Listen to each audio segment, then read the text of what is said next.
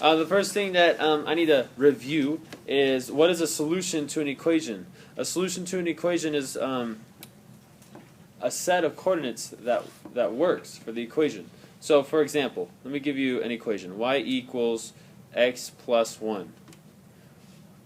Can anybody give me a solution to this equation?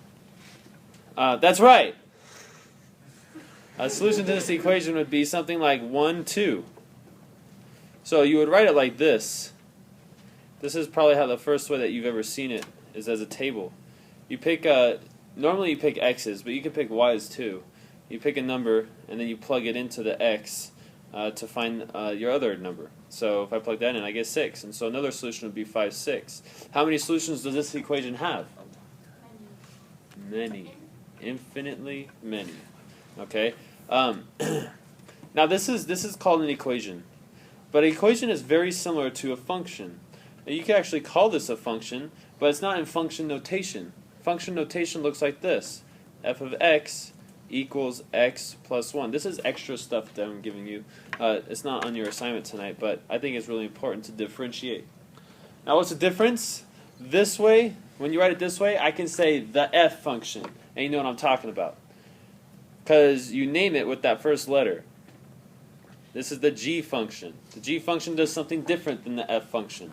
You see, the f function adds 1. The g function adds 2. That's function notation. Can they be written as equations? Yes. You just take away that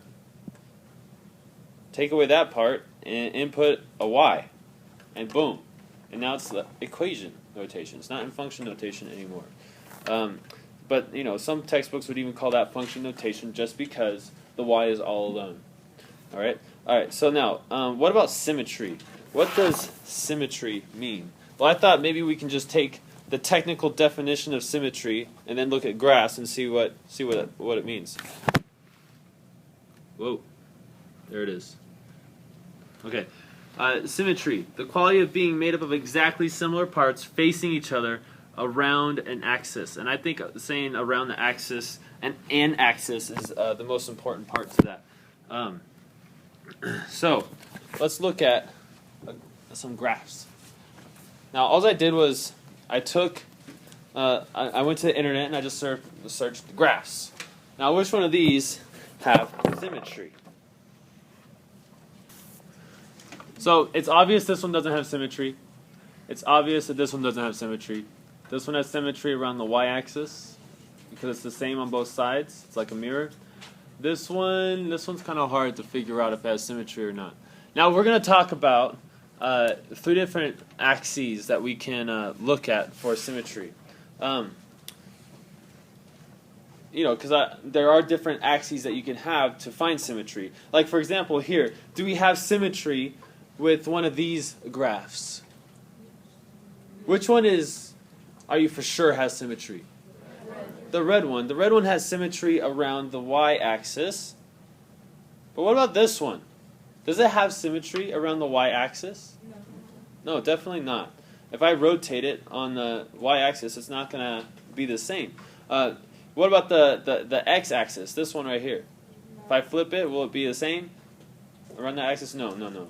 Not even the origin. That's the other axis we're going to talk about is the origin. If we flip it around the origin, will it have still have symmetry? This one doesn't have symmetry along all those axes. But if you were to look at this axis right here, that's the x equals 2 line. It has symmetry, yeah?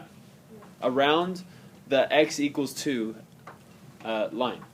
It has symmetry. But we're going to look mostly at just the x-axis, the y-axis, and that's the origin. Okay? Copy these graphs down. These are the ones you want to have in your notes. This is the x-axis, a symmetry around the x-axis with respect to the x-axis. And this is symmetry with respect to the y-axis. And the last one is with respect to the origin. Now, it's interesting to note what actually changes when you look at the symmetrical points. Like when I look at this point and this point, What's the difference between those 2 points? This one, the x and the y are positive. This one, the x is positive, but the y is negative. So the y value changes. The x value stays the same. So that's how you can see that this one has symmetry with respect to the x-axis.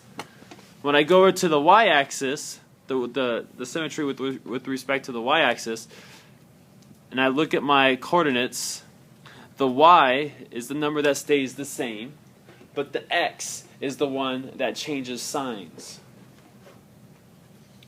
And then finally, symmetry with respect to the origin, the signs to both x and y change.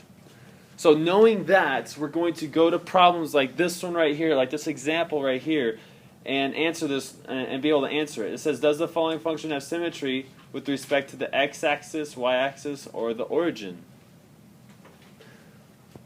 Now when you get good at this, as we go on later in the semester, you can picture what this looks like in your head really fast. And could you just graph it and look at the graph to see if it has symmetry? Absolutely.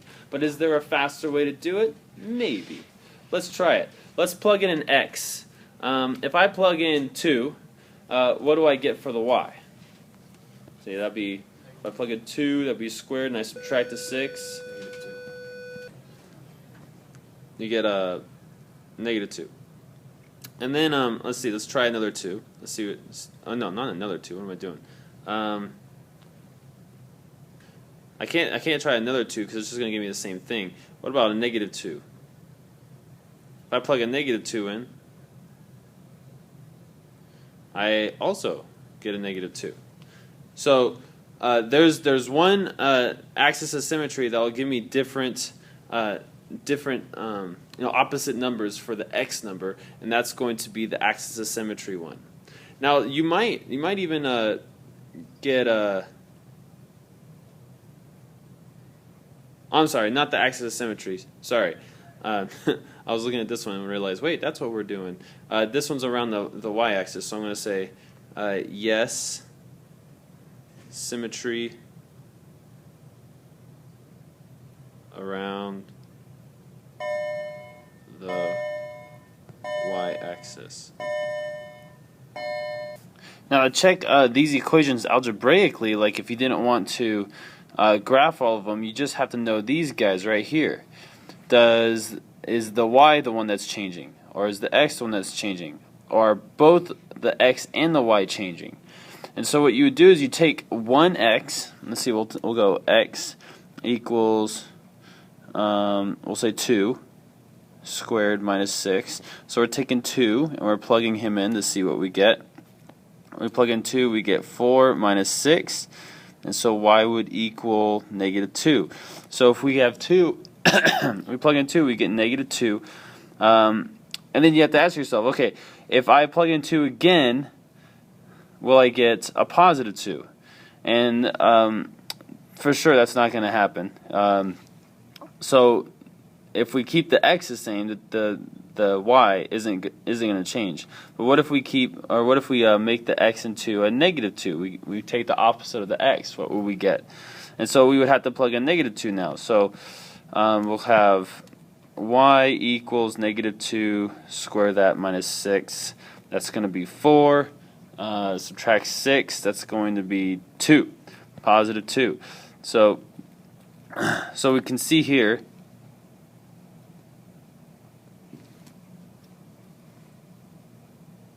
Whoops, I'm sorry, that should be a -2. Yeah, 4 minus 6 is -2. So we can see here that the y's stay the same, but the x's are the ones that change. See, we have a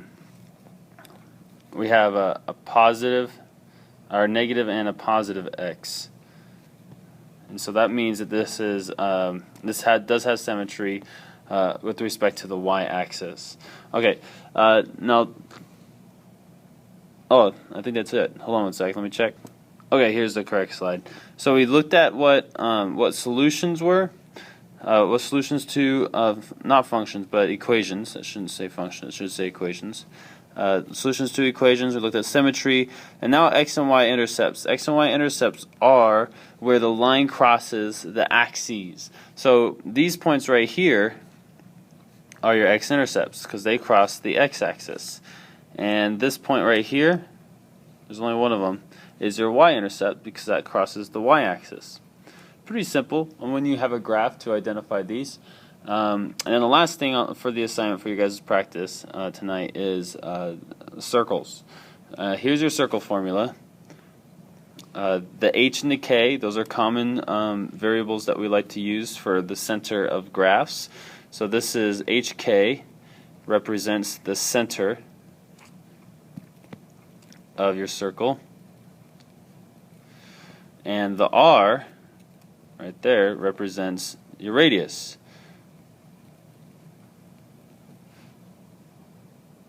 Is r. Okay, so let's take a look for one example. Here we have a center and we have a radius. So we would plug in all our stuff. We have x minus 6, because 6 is your h, and then that's squared, then we go plus, then we have y minus 1 squared equals r. Now in this case the r is 4, so we're going to put 16 right there because we have to square it. So if you were just given this and it says what's the radius, make sure you know that you have to square root that to find your radius. The x and the y, those are all the points around the circle. So if we have a circle right here, the points around the circle, those are your x, y's. Alright, I hope that helps.